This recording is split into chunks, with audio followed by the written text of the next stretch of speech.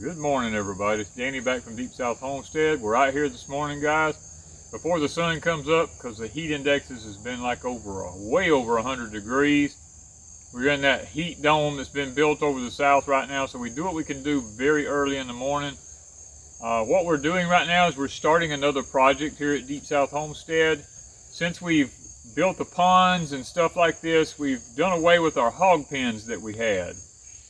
And what we're doing now is we're over here at the off-grid cabin, and in the corner of the fence over here, we're going to go ahead and put us a pen over here so we can raise 1 or 2 meat pigs a year to have for butchering purposes here at Deep South Homestead.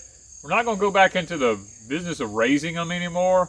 We're just going to be looking for a breed to raise just strictly to butcher. You know, maybe get a 50 or 60 pound pig, feed it out till winter time comes, butcher it, and then next year just get another 50 or 60 pound one. And we're not looking for some off the wall high breed or anything like that. We're just looking for a good pig to butcher, you know, because I'm not wanting to put a bunch of money out. This is about being economical. Just a mixed breed pig or whatever that grows off really quick here. That's probably what we're going to be looking for. Something other that's going to grow pretty fast. And we've got the word out to several people trying to locate a pig. That's a problem in our area, is trying to locate a hog just for butchering. Now, we could go to the stockyards and stuff like that, but from my past experiences, not knowing what a pig has been fed all of its life will definitely determine the flavor of the meat. So we're very cautious about just buying an animal from a stockyard that we don't know what it's been fed. We had that happen to us once before. I bought some pigs, or actually my family bought some pigs, and they had come from a place where a man had been feeding them chickens from a chicken house. That was the worst meat we ever ate in our life. We just had to throw a lot of it away. And then we ended up getting a pig one time from a man who had been feeding his pigs bread a lot in a drum. He'd been soaking bread. The worst meat we've ever eaten. It was just all mushy, no texture to it. Horrible meat. WANDA and I this past few years has raised pigs on grass and just vegetable scraps out of our gardens and stuff like this. Sugarcane pieces, you know, left over, things of this nature. Was the best pork we've ever had in our life. The lard has been fantastic. No off smells, no off taste, none of this kind of stuff. Just good dark red meat, almost like beef. And that's what we're looking for this time. We're looking to do the same thing. It's just trying to make sure we feed these pigs, you know, the best possible diet that we can. Not a lot of commercial feeds if we can possibly help it. We're throwing away so much stuff on our homestead in compost piles and stuff like this that a pig could be eating. It could be turning it into meat for us. So that's what we're going to be doing, is trying to go that route. And we've bought some hog panels here. We're going to try to attach them to the inside of our fence post here. We don't want the pigs digging up our corner post, so we're moving them in. And I possibly will put a hot wire around the inside of it just to make sure we keep the pigs off of the fence while they're younger. And that way, if we ever get them used to not going against the fence rooting, then probably they won't mess up anything too bad. Now, we know we're going to have to put a waller hole out here for them because it's on the top of a hill. And we're going to be using our rain catchment system off the cabin to keep them watered and things to this nature. So over here at the off-grid cabin, we don't have any water, no electricity or anything like that ran over here to the pen. So we're going to be using probably solar-powered fence chargers and probably a 55-gallon drum with some nipples in it or something like that as a watering thing. And we'll probably take the water from our rain catchment system to keep them watered. So it's going to be a little bit of a challenge to build this thing because we're kind of on top of a hill here and the ground is hard, it's dry. And we're going to just build a pen as best as we can, guys. This is not something that's going to be anything beautiful to look at like we normally do. It's just a pig pen. See. I need to pick that up a little bit.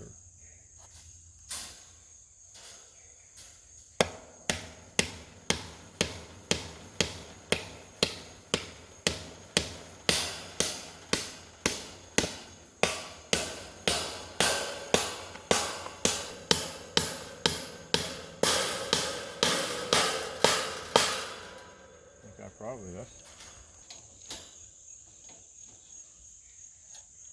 I'm gonna try a regular fence thing and see if it'll work. I believe it's gonna work. I believe we've got enough room to actually make these work.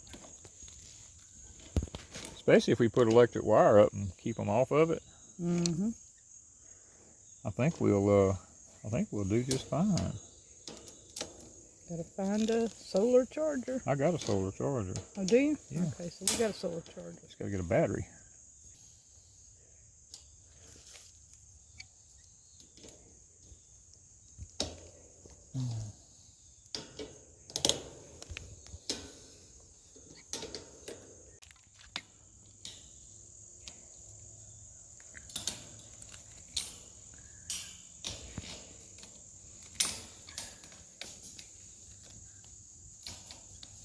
Oh, it's the cows behind us here. They're coming to pay us. They got where they come up in here every morning now.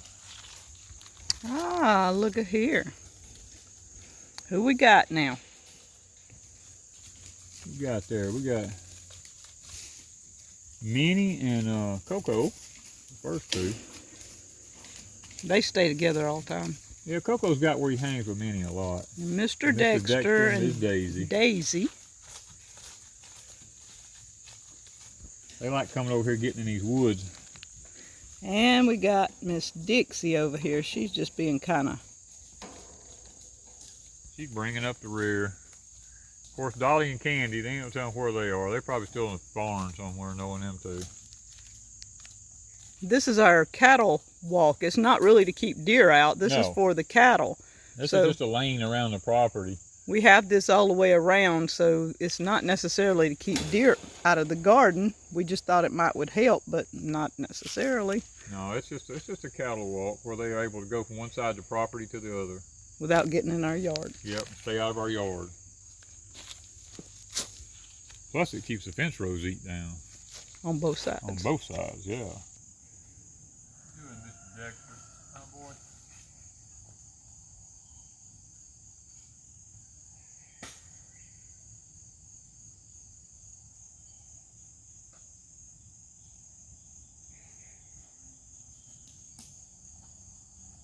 Y'all are just a mess, you know that?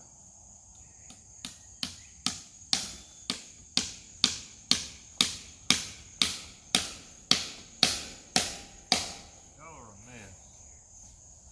Minnie, sweetie, what are you doing, huh? Them old bugs bothering you today? Huh? Yeah, I know you like to be rubbed under there. I know. You want to lick my arm? Yeah.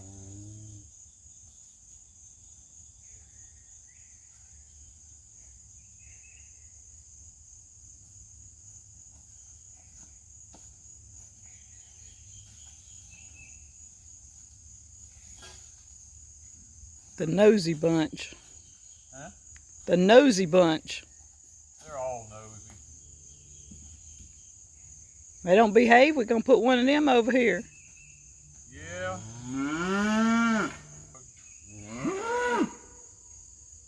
Yeah.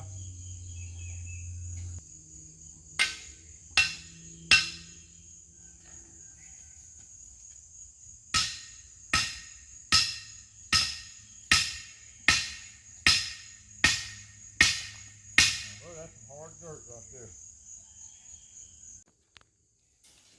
Alright.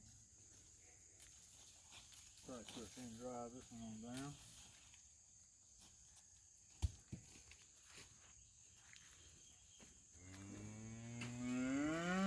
She said, y'all come on.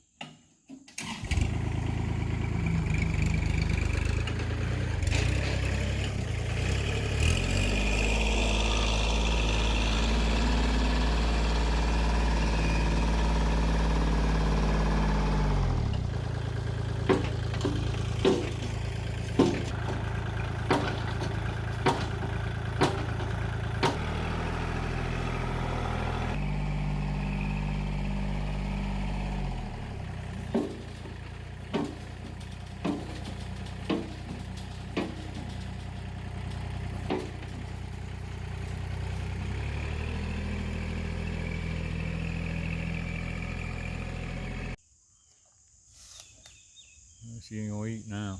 It took too long. That's it. Well, guys, the one thing we like about the Dexters, Minnie goes down through the fence rows. She looks for any little weed hanging over the fences like that, and she'll stop and eat and eat and eat on them weeds and stuff. She's gonna stop and turn there again. Look at her. See her sticking her head to the fence down there? That's what she likes to do. That's the red one, the furthest red one you see down there. She's down there eating on the fence rows now. She's constantly going down the fences, eating anything that's hanging up on the fences. Or Dixie always checks her out to make sure what she's eating. And that's what I like about Dexters. Dexters eat a lot of weeds and bushes and stuff like that. They're not necessarily strictly grass eaters. They're browsers, kind of like a goat or something. I mean, and that's what's good about it. They keep everything clean. We don't have to spray the fences very often, but occasionally we will.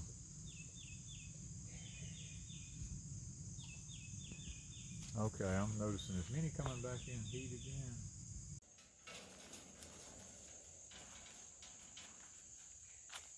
One right in the middle of it here. I'll move down one. Yeah, that'd be more middle. I think that'll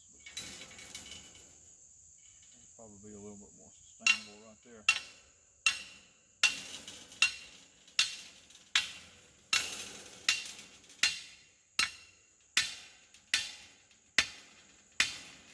Let's see, we got 1, 2, 3, 4, 5, 6, 7. I'm on number 8. Right in the middle.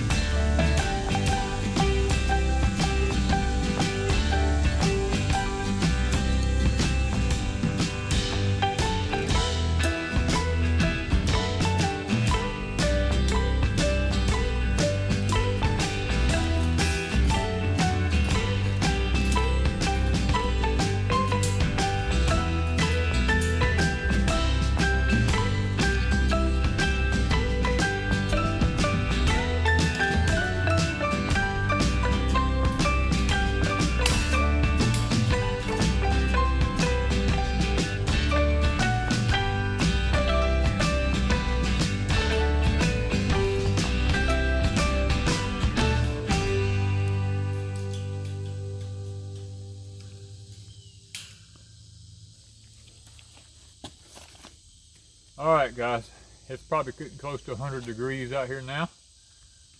So it's getting time for us to stop. We've got everything accomplished today that we wanted to get accomplished. We've got 3 sides completely up now on the pen.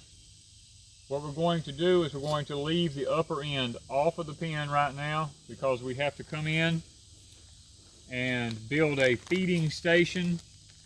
We have to build a place to house a place for them. We got to build a little roof in here over part of this so they can get out of the weather. We've got to dig them a little spot right out here so that they can have a wallow in the ground. Put a water barrel in, put a gate system in and all that, so we can put a loading chute and all that in there. So we can put pigs in and out of the pen safely. We're going to work smarter, not harder. By leaving this end off of the pen, it allows us to get in here with the tractor and be able to work. We don't have to climb over a fence or open a gate coming in and out.